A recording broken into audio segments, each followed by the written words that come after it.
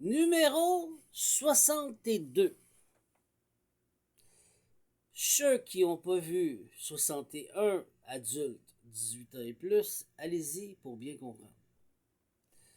Alors, 62. Les anges déchus et l'effet miroir. Je suis un ange de terre. Et je ressemble pas à la créature euphorique que l'humain s'est donnée. Ai-je des ailes? Oui, j'en ai deux. Une pour les cieux et une pour le monde infernal. J'ai d'autres ailes. Mais bon. Ce qu'on doit comprendre, c'est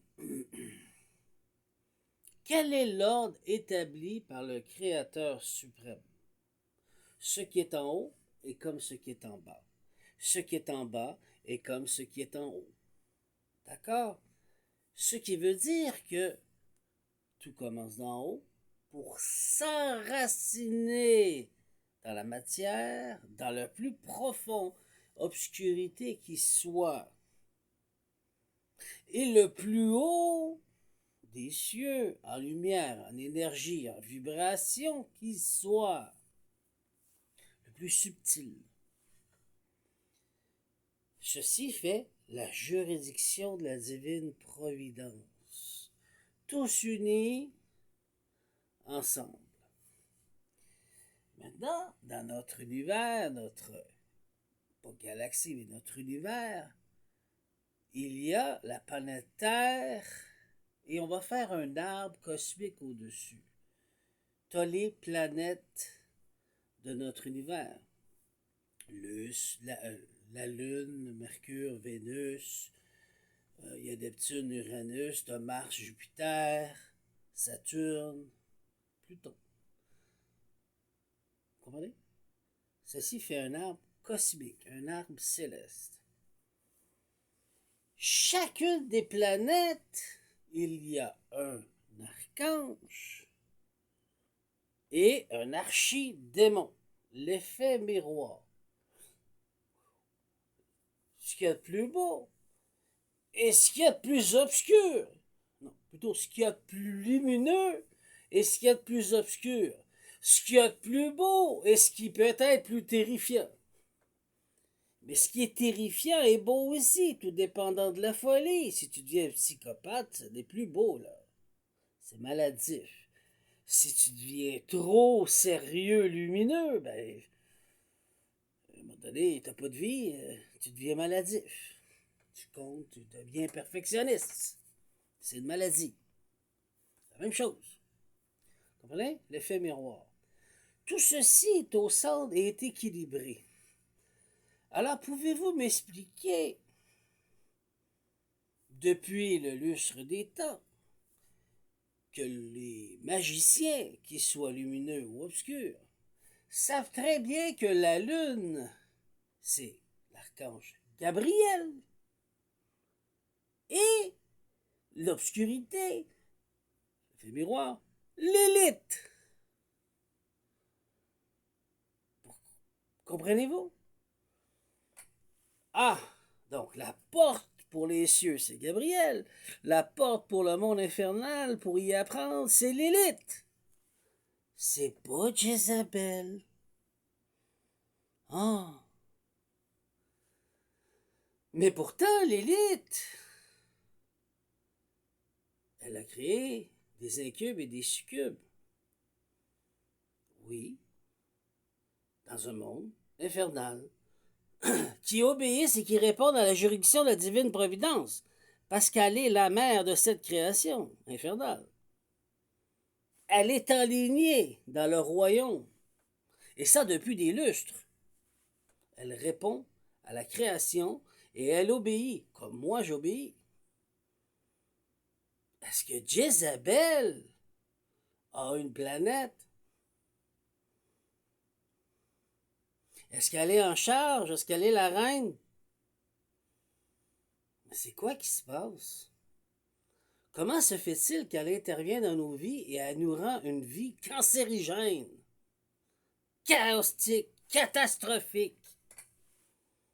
Je m'énerve un petit peu parce que c'est le cas. Elle fait des dégâts. cette pute, cette prostituée. Excusez du terme, mais c'est le cas. Ce vampire énergétique. L'élite t'apprend à mettre des barrières. Elle t'apprend à avoir du respect et du respect inconditionnel avec ce qui vit dans l'obscurité et qui est ordonné avec la juridiction de la divine providence. Ils acceptent les lois du Créateur suprême, qui est lumineux et obscur. Oh, j'ai peur de démons. C'est les professeurs. Il t'apprend à aimer ton obscurité et à devenir souverain de toi-même. Parce qu'il faut que tu acceptes que tu es né avec un organe sexuel, puis que tu peux avoir des folies, mais il faut que tu apprennes à être équilibré. Et surtout, mettre des barrières comme l'élite t'enseigne. Si t'as pas de barrière, tu vas toujours être abusé. Alors, quel est le rapport de Dracula et de ses putes? Jezebel. Il y a eu une rébellion avec les anges déchus.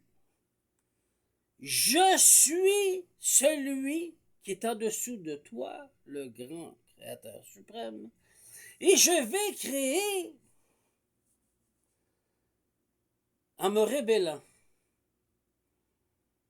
Ben, c'est beau que tu te rébelles, petit garçon, petite fille, mais pourquoi prendre ma création? Va faire ta création. Et rébelle-toi là-bas. Non, je veux oser t'enlever ta couronne. Et voilà.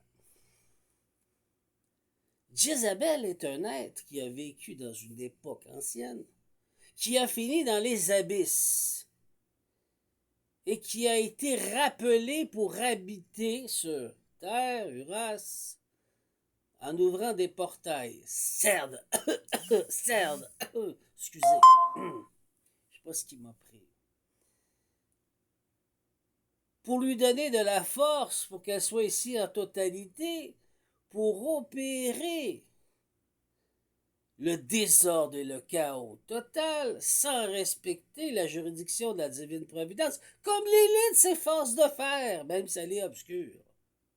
Mais comme je suis le prêtre religieux et je dis, excusez, mais c'est vrai, l'élite est un monstre ici et ça. Donc tu renies ton obscurité qui est elle qui respecte la juridiction de la divine providence. Qui elle est faite comme elle est faite, puis qu'elle nous apprend quelque chose, puis elle est l'archidémon qui est responsable de la lune. Et toi, tu me dis que c'est un monstre. Et que fais-tu de Jézabel qui vient des profondeurs des abysses, qui a été mis là et oublié là pour sa perte, et qui a été rappelé dans notre monde et qui nous fait la guerre? Ah.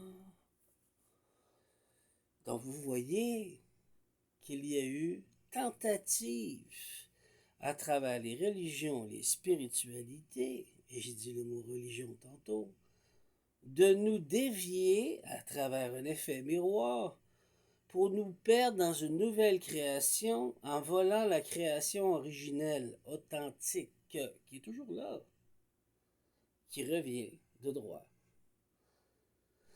Voici la guerre céleste.